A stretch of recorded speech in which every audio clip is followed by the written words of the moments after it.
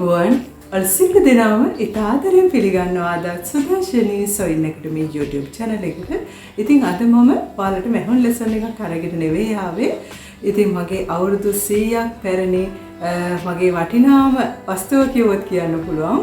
මෙන්න මේ මැෂින් එක පිළිබඳව සහ මගේ මැහුන් ජීවිතය ආරම්භ කළ ස්ථානය කොතනද කියලා ඔයාලට කියලා ඔයාලව මොටිවේට් කරන අදහසින් තමයි මෙන්න මේ වීඩියෝ එක මම අරගෙන ආවේ. ඉතින් ඇත්තටම මෙන්න මේ මැෂින් එක තමයි මගේ මැහුන් ජීවිතයේ ආරම්භක ස්ථානය. ඇත්තටම මේක ගොඩාක්ම පැරණි අවුරුදු 100කටත් වඩා මේක ගොඩාක් පැරණි මැෂින් එකක්.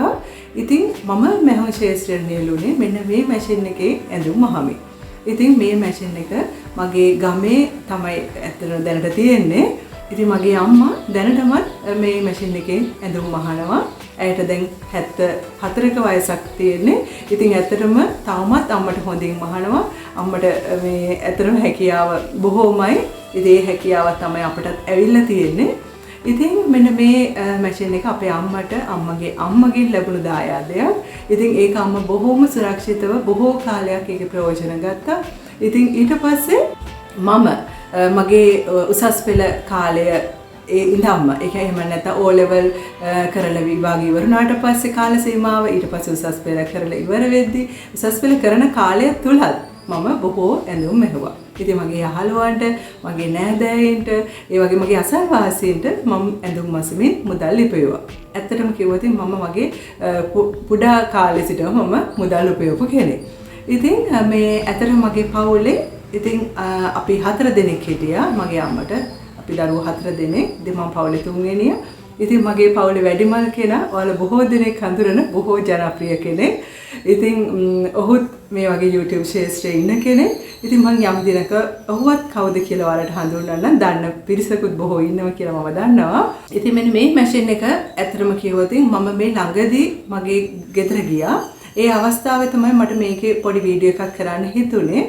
ඉතින් මෙන්න මේ අම්මා මට කිව්වා පොඩ්ඩක් මෙන්න මේ ස්කර්ට් එක පුළුවන් නම් වාටිය කොට කරලා මහලා දෙන්න කියලා.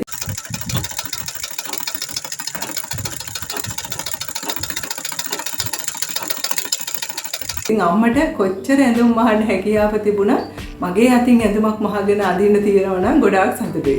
අඩුම වශයෙන් ගවුමක් ඇඳුමක් මහගන්න බැරි නම් වාටියක් හරි කොට කරලා ඇඳ ගන්න තමයි අම්මා ආස කරන්නේ. ඉතින් එහෙම තමයි අම්මලා. ඉතින් ඔන්න ඔහොම අවස්ථාවේ මට මම වාටිය මහන අවස්ථාවේ මට හිතුණා පොඩි වීඩියෝ එකක් කරගත්තා නම් හොඳයි කියලා. ඊට පස්සේ මම පොඩි වීඩියෝ එකක් කරගත්තා. ඉතින් ඒක මම ඔයාලට පෙන්නන්න හිතුවේ ඇත්තටම මේක මට ඔයාලට පෙන්නලා views ගන්න අදහසකින් නෙවෙයි ඇත්තටම. මේක තුලින් ඔයාලට යම්කිසි පණිවිඩයක් දෙන්න. ඇත්තටම අපි ජීවිතේ අපි ආරම්භක ස්ථානය අද මම එදා මම පටන් ගත්ත ස්ථානය සහ අද මම නතර වෙලා ඉන්න ස්ථානය සහ මම ඉදිරියට යන ස්ථානය. ඉතින් ඔයාලා දන්නවා ඉතින් අපි පවුලේ 4 දෙනෙක් අපේ තාත්තා රජයේ සේවකයෙක්. ඉතින් ජීවත් වෙන්න ගොඩාක් ඉතින් තනි පඩියකින් හරි අපහසුයි. අම්මත් ඉතින් අපි 4 දෙනාගේ වැඩ කරන අතරතුර කාලය කළමනාකරණය කරගමින් මහා පරිමාණව නෙවෙයි පොඩියට අම්මත් ඇඳුම් මැහුවා. කුලී මත ඇඳුම් මැසුවා. ඉතින් අම්මට ලොකු කාලයක් ගත කරන්න බැහැ. නමුත් මම දැක්ක දේ තමයි අම්මට මම ළඟ ඉඳගෙන මම 3 වෙනියනේ. ඉතින් මම ළඟට වෙලා අම්මට උදව් කරා මහණේවට පොඩි මොන හරි දේවල් කරන්න තිබ්බුතින් පොඩි වැඩ කෙලින් මහණ දේවල් තිබ්බත් පුතේ මේ ටික මහලා තියන්න එහෙම කිව්වොත් මම ඒව මහලා දුන්නා. අන්නේ එදා කුඩා කාලේ ඉඳන් මට ලැබුණ හැකියාව තමයි මම ටික ටික දියුණු කරගත්තේ.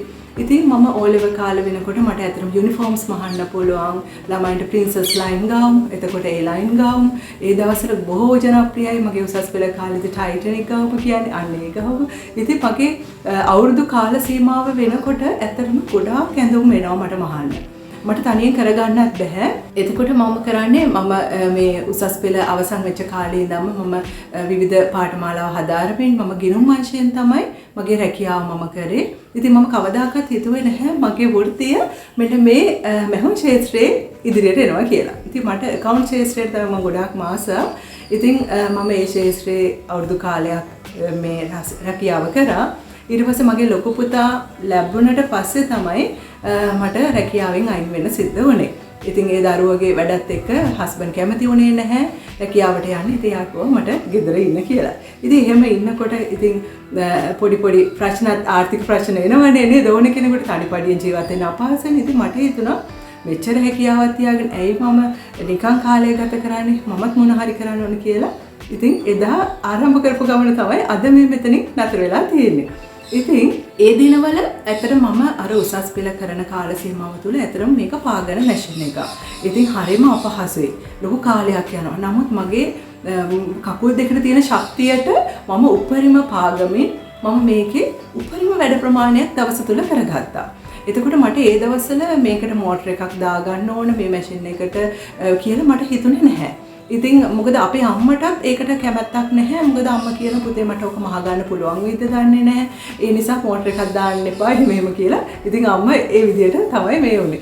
ඉතින් ඒ නිසා මම ඔක පාග සමහර දවස්වලට අපිට මේ අවුරුදු කාල සීමාවල් තුල අවුරුද්ද ලං වෙනකොට එහෙම මම දවසට ඇඳුම් 3-4ක් විතර මහනවා. ප්‍රින්සස් ලයින් ගවුම් 3-4ක් විතර මහනවා.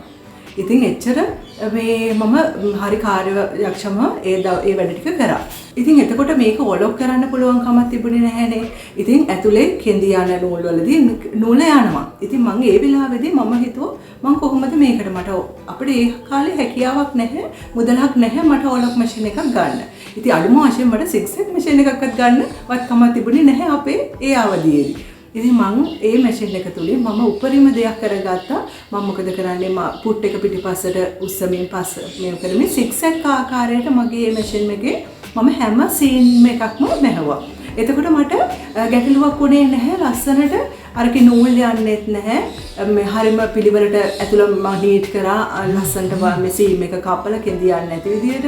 ඒ විදිහට එතකොට අපිට ඇඳුමක් ෆිට ඔන් කරලා බැලුවට පස්සේ අර එන මයිගාවට එන ක්ලයන්ට් අපිට ඇතුළ ගැන අවබෝධයක් නැහැ. එයාට එළියෙන් ලස්සනට පේනවා නම් ඇඳුම ලස්සනට තියෙනවා නම් ඒකයි යාගේ ආසාව. එතන ලස්සනට තිබ්බනම් එයා ඇතුළ ගැන හිතන්නේ නැහැ. ඉතින් මම උපරිම ලස්සනට ඇඳුම් මැව්වා ඇඟේ ෂේප් එක එන විදිහට.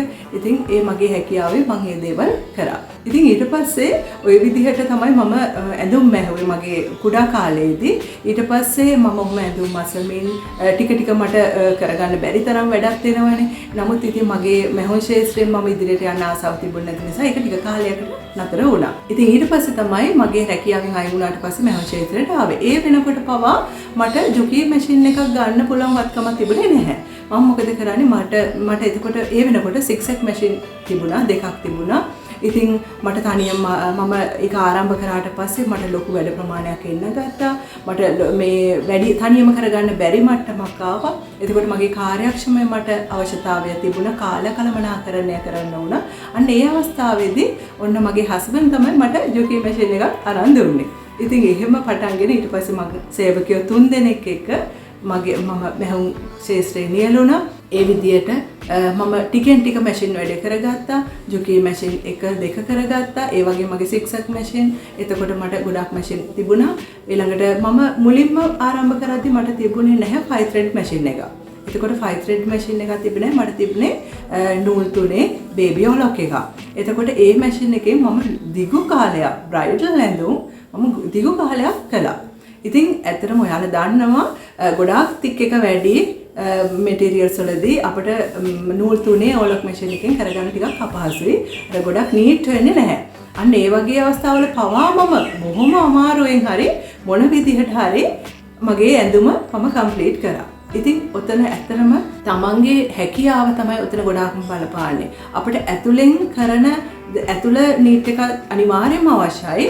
ඒ වගේම පිටතින් ෆිට ඔන් එක නිවැරදි නම් ලස්සනට ඇඳුමක් එනවා නම් ලස්සනට අපිට ක්ලයන්ට්ව පුළුවන් උපරිමට සැටිස් කරන්න පුළුවන් නම් එතන තමයි තමන්ගේ ගමනේ සාර්ථකත්වය තියෙන්නේ. ඉතින් ඔයාලට මෙන්න මේ වීඩියෝ එක තුලින් මම අදහස් කළේ තමන්ට තියෙන සම්පත් වලින් වැඩේ පටන් ගන්න. ලොකු දේවල් හිතන්න එපා.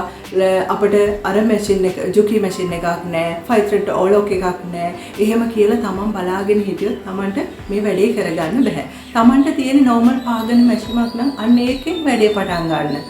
එතනින් පටන් ගත්ත ගමන ටික දියුණු කරගන්න. එහෙම මහලා ඉතින් ඔයාලට ඒක ඕලොක් කරගන්න අපහසු වෙන ඕලොක් කරලා ෆිනිෂ් කරන ඇඳුමකට ගන්න ප්‍රමාණයට වඩා කුඩා අඩු මුදලක් ඔයාලට ගන්න පුළුවන්. ඒ තුලින් මුදලක් ඉතිරි කරගන්න. ඉතිරි කරගෙන Tamanට මේ මුදලින් මේ දේ කරගන්න පුළුවන්ද කියන මට්ටමට තමන් ආවට පස්සේ ගෙවීමේ ක්‍රමයට මැෂින් එකක් ගන්න පුළුවන් නේද? එහෙම නැත්නම් එකපාරට මුදලක් එකතු කරලා යම්කිසි මැෂින් එකක් ගන්න පුළුවන් ගෙවීමේ ක්‍රමයට වඩා වටිනවා එකපාර මුදල ගෙවලා කරන්න පුළුවන්. ඒ නිසා මැෂින් නැහැ කියලා ඉතින් තමන් අධෛර්යමත් වෙන්න එපා. තමන්ට තියෙන සම්පත් වලින් වැඩ කරන්න. ණය වෙන්න යන්න එපා. ණය වුණොත් තමන් ලබන මුදලෙන් තමන්ට සතුටු වෙන්න බෑ. තමන්ට හරි පීඩනයක් ණයක් වෙනවා කියන්නේ පීඩනයක්. ඒක තමන්ගේ සතුට සැනසීම ඒව නැති වෙලා යනවා. ඒ නිසා පුළුවන් තරම් තමන්ගේ අතේ තියෙන මුදලින් තමන් වැඩේ කරන්න. එතකොට විශේෂයෙන් බලපාන්නේ මේ මැෂින් එක නෙවෙයි. තමන් කරන කාර්යය හරියට කරාද? නිවැරදි මැහුම් ක්‍රම, නිවැරදි ක්‍රමයට, නිවැරදි බ්ලොක් එකට ඇඳුමක් මහලද? අන්න එළියේ ඇඳට පස්සේ මේකේ කිසිම අඩුපාඩුවක් නැතුව ලස්සනට අපිට ක්ලයන්ට්ස් සතුටු කරන්න පුළුවන් මට්ටමේ ෆිට ඔන් එකක් තියෙනවා. අන්න එතනයි වැදගත්කම වෙන්නේ. ඒ තුලින් ඔයාලට තව බොහෝ පිරිසක් හැදෙනවා.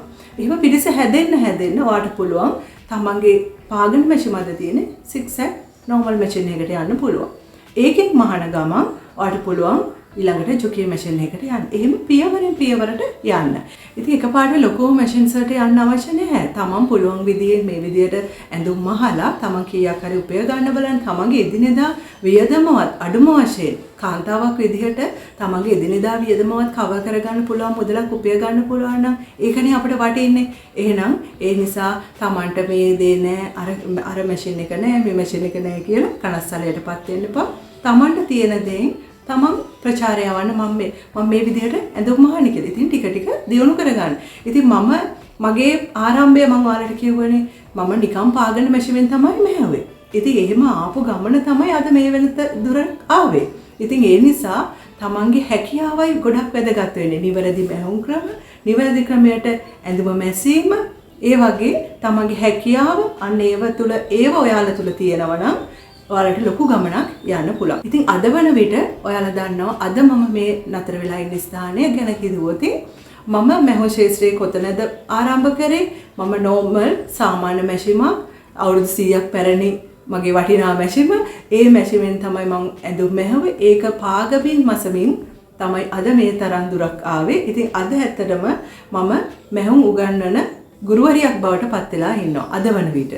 ඉතින් මම ඉතාමත්ම තෘප්තිමත් වෙනවා මම මේ අදලා ආපු ගමන. නමුත් මට ලැජ්ජාවක් නැහැ මගේ ගමන ගැන මට කියන්න. ආපසු හරි බලනකොට ගොඩාක් දුක් මහන්සියෙන් ආපු ගමනක් තමයි අද මෙතන නතර වෙලා තියෙන්නේ. ඉතින් මේක සියලු දේටම සාර්ථකත්වය උනේ තමන්ගේ විශ්වාසය. තමන්ට දෙයක් කරන්න පුළුවන් කියන හැකියාව. තමන් කොහොම හරි දෙයක් කරනවා කියන උත්සාහය. උත්සාහය තියෙනවා නම් කැපකිරීම තියෙනවා නම් තමන්ගේ ගමන වළක්වන්න බෑ. ඒ වගේම තමයි තමන් අවංක වෙන්න ඕන. නිවැරදි දේ හරියට තමන් කරන්න ඕන. තමන්ට උපරිමයෙන් කරන්න ඕන. තමන් වාසිය ලාභය විතරක් බලාගෙන යම්කිසි දෙයක් කරොත් ඒකේ කාලය ටිකයි. තමන්ට කරන්න පුළුවන් උපරිමයෙන් මුදල ගැන හිතන්න එපා. ආදරෙන් ආසාවෙන් තවත් කෙනෙක් ලස්සන කරනවා කියලා හිතන ඒ ආසාවෙන් ඒ දේ කරන්න. එතකොට කිසිම කෙනෙකුට තමන්ගේ ගමන නතර කරන්න බෑ. ඉතින් ඒ සියලු දේවල් හිතේ දරා ගන්න තමන්ට පුළුවන් දේෙන් වැඩේ පටන් ගන්න. මම හිතනවා ඔයාලට ලොකු ගමනක් යන්න පුළුවන්. මොකද මට ඒ දවස්වල මේ මැෂින් තිබුණේ නැහැ. ඉතින් මට ඩමිස් තිබුණේ නැහැ. මම කරේ කොට්ටයක් හරියට අරගෙන හොඳට මේව කර පැඩින් පුරවපු කොට්ටයක් තුල හොඳට මගේ සාඩි ජැකට් එක මම ඒක ඇතුළට බස්සවලා ඒ තුලින් තමයි මම වර්ක් කරේ. සාරීස් ජැකට් වර්ක් කරේ විදිහට. ඉතින් ඩමිස් තිබුණේ නැහැ. මම ඩමි එකක් නැහැ කියලා මේක කරන්න බෑ කිය. මම බොරි වෙවි හිටියනම් අද මට මේ වැඩේ කරන්න බෑ. ඉතින් ඒ නිසා ඒකට උපායන් තමයි යොදා ගන්න. ඉතින් කුඩා කාලේ බෝනික් එක් අම්මට කියලා අපි පැඩින් පුරවලා හදනවා නම් අපිට පුළුවන් අපේ ඇඟේ ගානට පැඩින් පුරවලා ඩමි එකක් හදා ගන්න නේද? එතකොට ඒකට පුළුවන් හැට්ටේ අන්දලා ලස්සනට වර්ක් කරන වැඩ කරගන්න. ඉතින් ඔයාලා දන්නවා අද වන විට ගොඩාක් මිලාදිකයි මැෂින් ඉතාමත්ම මිලාදිකයි. ඒ කියන්නේ දවසින් දවස මිල ඉහළ යනවා. ඒ වගේම තමයි ඩමිස් ගොඩාක් ඉහළ යනවා ගණන්. ඒ නිසා Tamanට පුළුවන් තරමට කරන්න ණය වෙන්න එපා. තමන්ට ණයක් වෙනවා නම් ඒ ණය ගෙවන්න පුළුවන්ද කියලා මාස කිහිපයක හෝ ණයක් ගෙවීමේ මුදල තමන් එකතු කරගෙන රැස් කරගෙන තමයි ණය වෙන්න ඕනේ. එතකොට පුළුවන් අපිට ඒ ගමන අර ස්ට්‍රෙස් එකක් නැතුව වැඩේ කරගන්න. ඉතින් අන්තිමට වෙන්නේ අපි බඩුත් අරගෙන අපි ගාවට ක්ලයන්ට්ස්ලාත් එන්නේ නැත්නම් මැෂින් ගොඩක් ගොඩ ගිහිලා ගෙදර තිනවා ආතතිය වැඩි, ගෙවා ගන්න ක්‍රමයක් නැහැ, ආදායමක් නැහැ. ඊට පස්සේ තමයි රෝගියෙක් බවට තමයි පත් වෙන්නේ. ඉතින් එහෙම වෙන්න ඉඩ තියන්න එපා. මම හිතනවා මගේ මේ ආපු ගමන තුලින් මම මේ දීපු පොඩි අවදාන් ටික ඔයාලගේ ජීවිතේට ප්‍රයෝජනවත් වෙයි කියලා. ඉතින් මගේ අවුරුදු 100ක් පැරණි කියලා මේ මැෂින් එක පෙන්වීම නෙවෙයි අතර මට මේ අවශ්‍යතාවය ලොකුවට තිබුණේ මේ වීඩියෝ කරන ගම මට හිතුනේ මගේ ආරම්භය ගැන කියලා ඔයාලා මොටිවේට් කරන්න ඕනේ කියලා.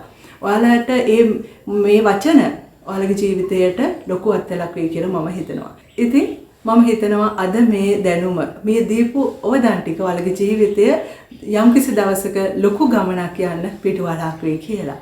ඉතින් මේ වගේ වීඩියෝ එකක් නැවතත් මෙහොන් ලෙසන් එකකින් හමු වෙනකන් අදට මම නවතිනවා. ඔයාලා සියලු දෙනාටම සුබ දවසක්.